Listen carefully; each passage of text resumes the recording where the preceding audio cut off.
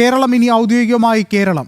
ചരിത്രപരമായ ബില്ലിന് രാഷ്ട്രപതിയുടെ അംഗീകാരം. കേരളത്തിന്റെ പേര് കേരളം എന്നാക്കി മാറ്റുന്ന ബില്ല് നേരത്തെ പാർലമെന്റ് പാസാക്കിയിരുന്നു. കേരളത്തിന്റെ പേര് ഇനി മുതൽ ഔദ്യോഗികമായി കേരളം എന്നാകും. കേരളം ബില്ലിന് രാഷ്ട്രപതി അംഗീകാരം നൽകി. സംസ്ഥാനത്തിന്റെ പേര് ഔദ്യോഗികമായി കേരള എന്നത് മാറ്റി കേരളം എന്നാക്കുന്ന ബില്ലിനാണ് രാഷ്ട്രപതിയുടെ അംഗീകാരം ലഭിച്ചത്. ഇതോടെ ഭരണഘടനയിലടക്കം ഔദ്യോഗിക രേഖകളിൽ സംസ്ഥാനത്തിന്റെ പേര് കേരളം എന്നാകും. ഇതിനായുള്ള ബിൽ പാർലമെന്റ് പാസാക്കിയിരുന്നു. നേരത്തെ പിണറായി വിജയൻ മുഖ്യമന്ത്രിയായിരുന്നപ്പോഴാണ് സംസ്ഥാന നിയമസഭ പേരുമാറ്റത്തിനുള്ള പ്രമേയം പാസാക്കിയത്. BJP സംസ്ഥാന അധ്യക്ഷൻ രാജീവ് ചന്ദ്രശേഖർ പേരുമാറ്റത്തെ പിന്തുണച്ച് പ്രധാനമന്ത്രി നരേന്ദ്രമോദിക്ക് കത്ത് നൽകിയിരുന്നു. സംസ്ഥാനത്തിന്റെ ആവശ്യം കണക്കിലെടുത്താണ് പേരുമാറ്റത്തിനായി പാർലമെന്റിൽ ബില്ല് അവതരിപ്പിച്ചത്.